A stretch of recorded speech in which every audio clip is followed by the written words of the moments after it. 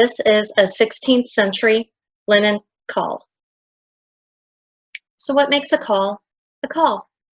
A caul was a hair covering worn on the back of the head by ladies in the latter half of the 16th century. It could be worn by itself, or it could be worn under a flat cap, a veil, a tall hat, or some other head covering.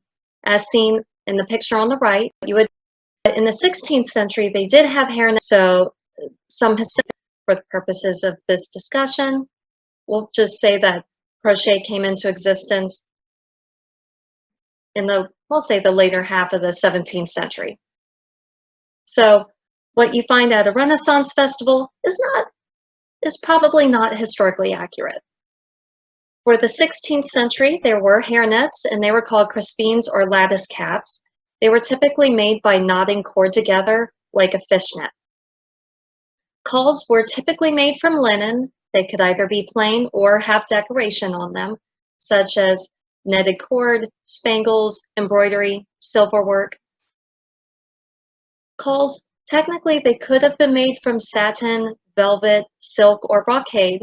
However, due to Elizabethan sumptuary laws, those laws dictated which women could wear decoration and which women had to wear plain cauls.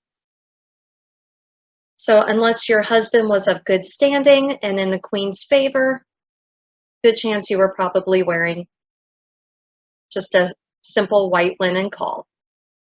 These same laws ordered all women, unless they were gentlewomen or the wives of nobility, to cover their hair, which is why during the 16th century you find portraits of especially lower class people all with their heads covered.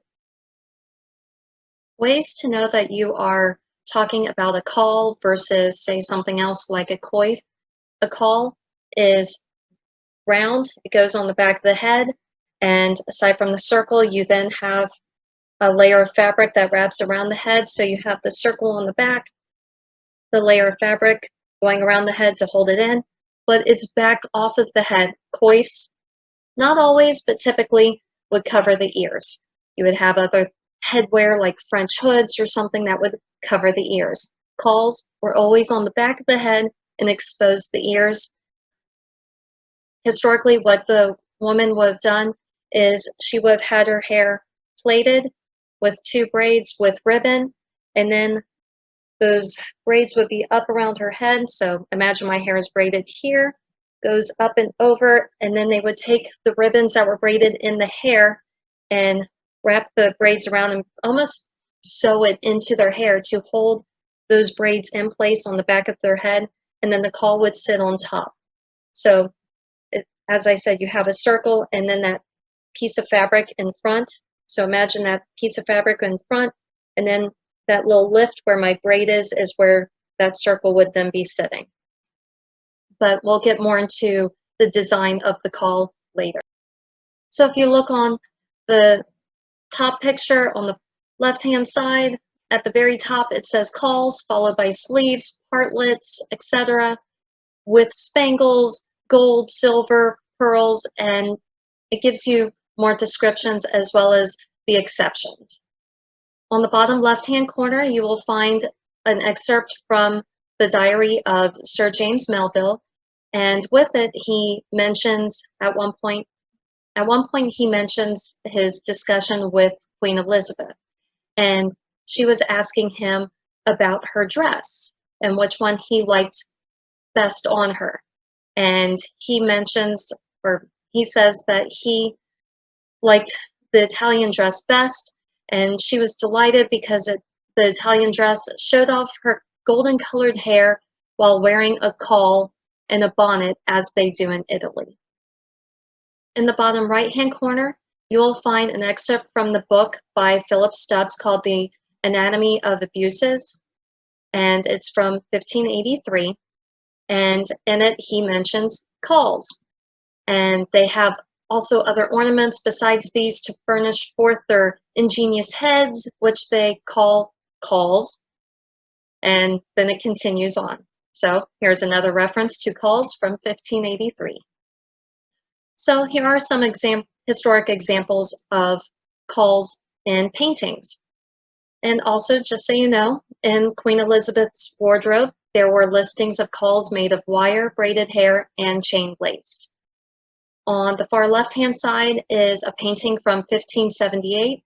You can see the white linen caul. It's sitting on the back of her head, just holding those braids in place. It's exposing her ears and the front part of her hair. In the middle, this looks similar to a caul, but as you can see, it has decoration around it. Obviously, she is not lower class, and this is from 1543.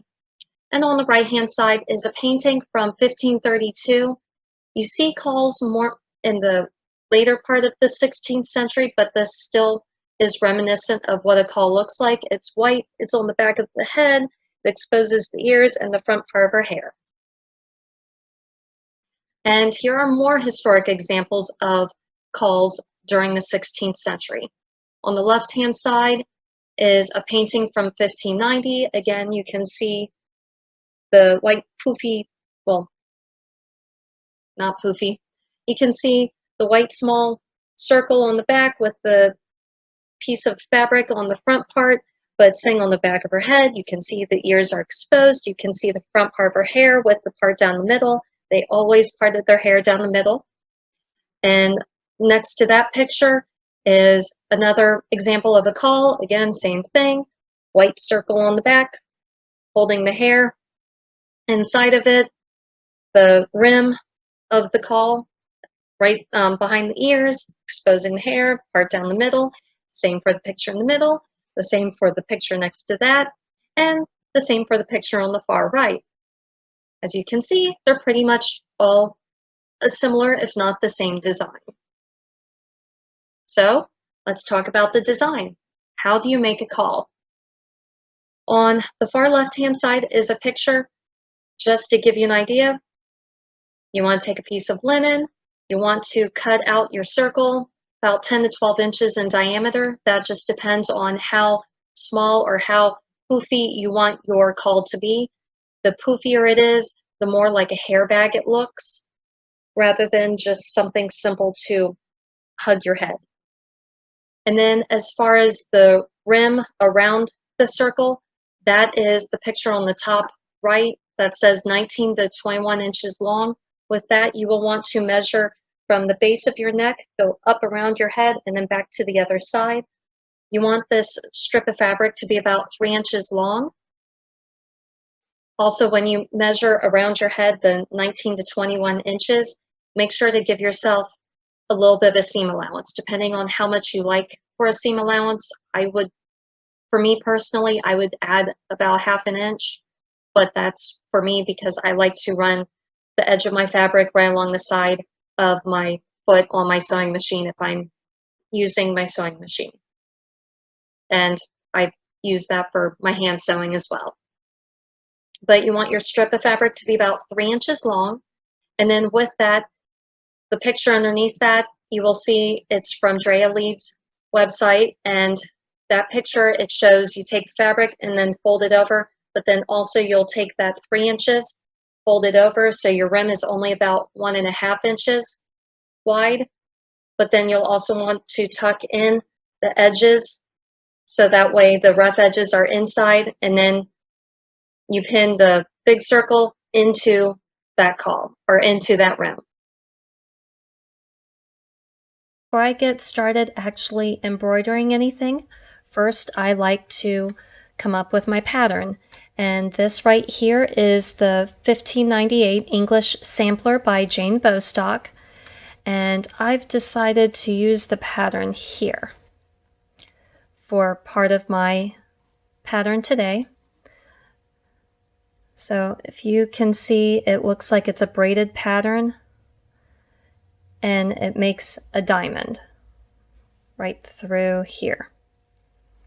Now for the center of my pattern, I decided to, if I scroll over here, if you can see, there's a flower here, and there's also a flower here and a flower here. It's all the same flower, and I've decided to incorporate that into the middle of my pattern. And here is my pattern. Here is that braided diamond, and then I've put the flower in the middle. Now, if you're curious how I was able to come up with this pattern on the computer, I was able to count the stitches over here, and then I went to Excel, and up here right underneath font, if you select that and click draw border, and then from here I can create patterns, as I will show you right here. You can click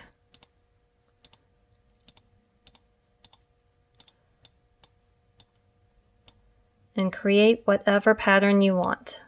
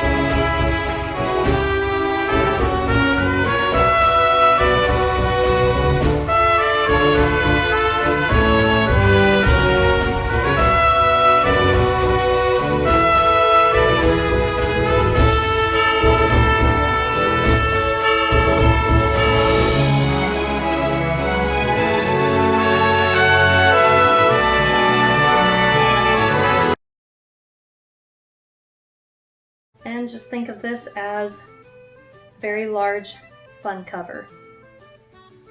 And from here, my caul is in place, and if you like, add a straw hat to it. If you want more information or have questions, here is my Works Cited page, and here's some more links to access if you're curious. Here's what a caul would look like. Obviously, my hair is not parted in the middle like you would find in historic paintings, so please forgive me on that. But as you can see, I've got the white linen in the back.